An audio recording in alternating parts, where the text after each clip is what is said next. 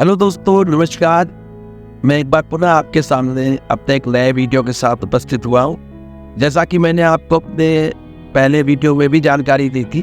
और ये बताया था कि इंटरव्यू के लिए कैसे तैयारी करें, तो अब मैं इस पार्ट में ये बताना चाहता हूँ कि इंटरव्यू के दौरान इंटरव्यूअर आपसे किस प्रकार के सवाल पूछ सकता है। तो ऑब्वियसली एज यू नो कि जैसा भी रिज्यूम आपने तैयार किया है, उस रिज्यूम में जो भी आपने अपने एक्सपर्टीज़ के बारे में लिखा है, अपने इंट्रोडक्शन के बारे में, अपनी फैमिली बैकग्राउंड के बारे में लिखा है, उनके बारे में आपसे जरूर से क्वेश्चन पूछे जाएंगे। साथ ही साथ आपसे ये भी पूछा जाएगा कि आपकी प्रोफाइल, जिस प्रोफाइल के लिए आपको बुलाया गया है, जो जॉब डिस्क्रिप्शन है, जो उसके बारे में कि जॉब की रिक्वायरमेंट क्या है, उसके बारे में आपसे क्वेश्चन पूछा जाएगा और जिसके लिए आपको शॉर्टलिस्ट किया गया है। तो जैसे ही आप इंटरव्यू में आते हैं,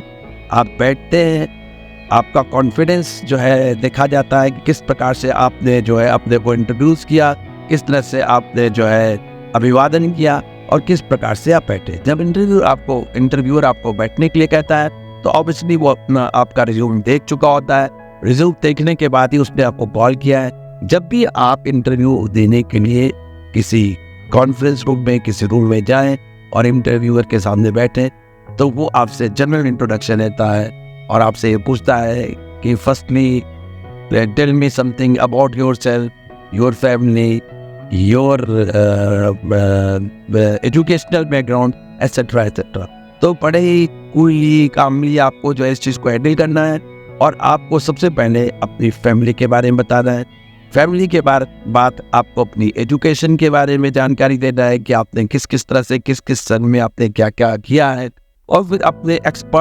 जो आपने एक्सपर्टाइज किया है, कोई प्रोफेशनल कोर्स किया है, उसके बारे में बताना है। तो उसके बारे में आप उसको बताइए। बताने के बाद आपसे ये भी पूछ सकता है कि आप जो है मतलब आपकी एक्सपर्टीज किस में है। तो एक्सपर्टीज के बारे में आपको फिर बताना पड़ेगा कि आप किस किस चीज़ में माहिर हैं, आप क्या क्या काम अच्छी तरीके से कर सकते हैं, आप अभी क्या काम कर रहे हैं, कंपनी की, आप जिस कंपनी में काम कर रहे हैं उसकी स्ट्रेंथ एंड वीकनेस क्या है, और कंपनी की स्ट्रेंथ मैन पावर क्या है, कंपनी का टर्नओवर क्या है। मतलब बेसिक जानकारी वो कंपनी के बारे में जानना चाहेगा। आपके जो आप प्रोफाइल जो आपकी है उसको वो एक्सप्लोर करना चाहेगा कि आप क्या काम करते हो, किस तरह से आप हैंडल करते हो, आपके रिपोर्टिंग सिस्टम क्या क्या है। तो इस बारे में ये बेसिक जानकारी वो आपसे जानना चाहेगा। साथ ही साथ जब अगर वो आपसे ये पूछे कि आप किस फील्ड में माहिर हो, ताकि वो आपसे उसी फील्ड का क्वेश्चन पूछ सके। ऑब्वियसली जब जिस इंटरव्यू के लिए आपको बुलाया गया है तो आपसे उसी तरह के क्वेश्चन भी किए जाएंगे और उसी तरह का वो सटीक जवाब भी आपसे चाहेगा। तो आप ये जरूर समझ के जाइए कि आपको अपने कोर्स की बेसिक जानकारी जरूर होनी चाहिए। बेस इंपॉर्टेंट होता है किसी भी इंटरव्यू में वो अटेंड करने के लिए। अगर आपको किसी भी सब्जेक्ट की, जिस सब्जेक्ट में आप जिस भी पोजीशन के लिए आप इंटरव्यू देने जा रहे हैं, जिस सब्जेक्ट के आप मास्टर हैं, अगर आपको उसकी बेसिक जानकारी नहीं है तो आप ये जान लीजिए कि आप इंटरव्यू में फंस सकते हैं। तो निश्चित रूप से आपको अपने बेसिक को ठीक करना पड़ेगा। बेसिक तैयारी करके जाए कि जिस भी क्वेश्चन में आप बताने जा रहे हैं आंसर की मैं इस क्षेत्र का एक्सपर्ट हूँ, हमें इस क्षेत्र में महारत है, मैं ये काम अभी अटेंड कर रहा हूँ और इस तरह से मैं अपना रिपोर्टिंग कर रहा हूँ, तो उसी तरह के क्वेश्चन आपसे आएंगे। अगर वो काम आप नहीं कर रहे हैं और आपने अपने बायोडाटा के अंदर, अपने रिज्यूमे के अंदर उसको कोट करके रखा है, तो ध्यान रखिए जब काउंटर क्वेश्चन होंगे तो आप उसका जवाब नहीं दे पाओगे, क्योंकि जो भी इंटरव्यूअर होता है बहुत ही एक्सपर्ट होता है। इसलिए जब भी आप किसी चीज़ को अटेंड कर रहे हैं और आप उस काम को एक्चुअल में नहीं कर रहे होते, तो बड़े समझदारी के साथ उसका जवाब देना पड़ता है और उसमें ध्यान रखना पड़ता है कि कोई डॉज देने की कोशिश मत कीजिए, कोई घुमाने की कोशिश मत कीजिए, ताकि जो है और जहाँ पे आपको नहीं समझ में आ रहा है आप वहाँ पे उसके लिए सॉरी कह के निकल सकते हैं, अपने आप को बचा सकते हैं। हमेशा अपने अंदर सेल्फ कॉन्फिडेंस रहना चाहिए। जैसा मैंने आपको अपने पहले वीडियो में बताया है कि अपने पर विश्वास होना चाहिए, कॉन्फिडेंस होना चाहिए। वो कॉन्फिडेंस कहाँ से आएगा? कि आप जो भी बात करें संक्षिप्त करें और जब ज़रूरत हो तो उसको एक्सप्लेन भी करें, लेकिन घुमाए फिराए नहीं और आँख में आँख मिला के बात करें। और आपका जो मुद्रा होनी चाहिए, जो आपका एक्सप्रेशन होना चाहिए, बड़ा ही हंसमुख होना चाहिए, टेंस नहीं होना चाहिए, तो वो आपको इंटरव्यू में सफल होने में आपकी ज़रूर से मदद करेंगी। और जब भी वो ये कोई आपसे अपनी ये पूछे कि क्या आपका कोई अचीवमेंट था, anything which you would like to share which you have achieved during your employment, during your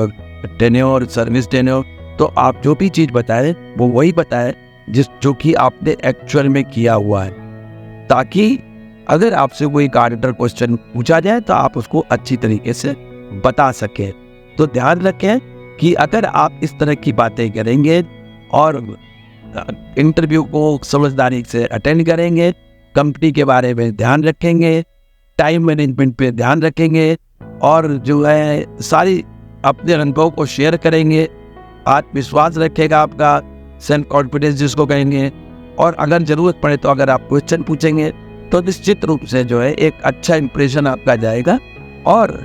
जब भी कभी आपसे ये पूछा जाए कि आप कंपनी क्यों छोड़ना चाहते हैं, तो हमेशा आप पॉजिटिव नोट पे ही ध्यान रखिएगा कि हमेशा आदमी जब भी कंपनी छोड़ता है अपनी सेल्फ ग्रोथ के लिए, पर्सनल ग्रोथ के लिए छोड़ता है। तो जब भी आपसे पूछा जाए कि पर्सनल ग्रोथ से आप क्या समझते हैं, what do you understand by personal growth, तो जरूर से ये बताइए उस पर्सनल ग्रोथ में एक लर्निंग सबसे इम्पॉर्टेंट है कि लर्निंग के लिए हम इस ऑर्गेनाइजेशन को ज्वाइन करना चाहते हैं, क्योंकि हम ऑर्गेनाइजेशन के बारे में जानते हैं जिस कंपनी में हम इंटरव्यू दे रहे हैं वही कंपनी एक अच्छी कंपनी है, वहाँ प्रोफेशनल कंपनी है, उसमें जो है हमें लर्निंग मिलेगी, सीखने को मिलेगा। और सेकेंडरी आप जो कहते हैं कि आपकी पर्सनल ग्रोथ मतलब मॉनेटरी टर्म्स में, तो उसको जो है सेकंड उस पर रखें, ताकि जो है ये आपको आपके सक्सेस में हेल्प करे। साथ ही साथ जब भी कभी ये आए कि सैलरी पैकेज में आप क्या लेना चाहते हैं, तो जब भी अपनी आप CTC अपनी एक्सप्लेन कर रहे हैं कि मेरी ये CTC है, हमें क्या चाहिए, जब आपको ये पूछा जाए कितना आप चाहते हैं, तो आप ये जरूर कह सकते हैं कि sir this is my current salary, how I am getting this much of salary and this is my experience, I am this much of having this much of experience. तो उन सारे के बेस में व्हाटएवर यू थिंक फिट, जहाँ मेरे को आप समझते हैं कि मैं फिट होता है कंपनी नॉर्म्स के अनुसार, तो जो भी मेरा फिटमेंट कंपनी के उसमें होता है आप हमें ऑफर करेंगे, तो मैं उसको समझ के और जरूर से ही एक्सेप्ट करने की कोशिश करूंगा, क्योंकि जो कंपनी है वो मेरे लिए इम्पोर्टेंट है, जो जॉब प्रोफाइल है मेरे लिए वो इम्पोर्टेंट है, और मेरे लिए लर्निंग मोस्ट इम्पोर्टेंट है, ताकि मैं अपने कैरियर में और आगे से आगे बढ़ सकूं। जितना ज़्यादा मैं लर्न करूंगा, जितना ज़्यादा मैं सीखूंगा, वो मेरी पर्सनल ग्रोथ के अंदर इम्पोर्टेंट होगी। तो यही पर्सनल ग्रोथ है दोस्त, इसको बताते समय बड़ा ध्यान रखिए कि monetary is the second thing. पैसा आप कहीं पा सकते हैं और जो आपकी लर्निंग है वो सबसे इम्पॉर्टेंट होती है। तो इस बात पे विचार करके, कंपनी के बारे में विचार करते हैं, कंपनी कितनी बड़ी है, किस तरह से उसकी ग्रोथ पैटर्न है, उसको ध्यान रखते हैं। आप कभी किसी भी इंटरव्यू को देने जाते हैं, आप अटेम्प्ट करते हैं, तो ध्यान रखें कि कंपनी के साइज, कंपनी की ग्रोथ को देखते हुए आप उसमें जब अपने आप को एडजस्ट करने की कोशिश करेंगे, जब आप जवाब दे रहे होंगे, तो जब आप अपने सेल्फ लर्निंग की बात करेंगे और करियर में आगे बढ़ने की बात करेंगे, तो निश्चित रूप से इसका एक बहुत ही पॉजिटिव इम्प्रेशन जो है मेरे जो इंटरव्यूअर है कंपनी के जो रिप्रेजेंटेटिव के ऊपर जाएगा, और आपको सफलता मिलने की बहुत ही प्रबल संभावना हो जाएगी। तो हमें विश्वास है कि आप जो है हमारी बातों को अच्छी तरीके से समझ गए होंगे, और जब कभी भी आपको इंटरव्यू फेस करना हो, तो अगर आप मेरे दोनों ही चैनल को देखें तो आपको जरूर से मदद मिलेगी। धन्यवाद, नमस्कार। अगर आपको यह मेरा चैनल पसंद आया तो इसको लाइक कीजिएगा, सब्सक्राइब कीजिएगा और बेल आइकन पर जाकर बेल बजाना मत भूलिएगा, ताकि मैं आपको इसी तरीके से छोटे छोटे अच्छे वीडियो आपकी भाषा में आपको समझा सकूं। धन्यवाद, नमस्कार।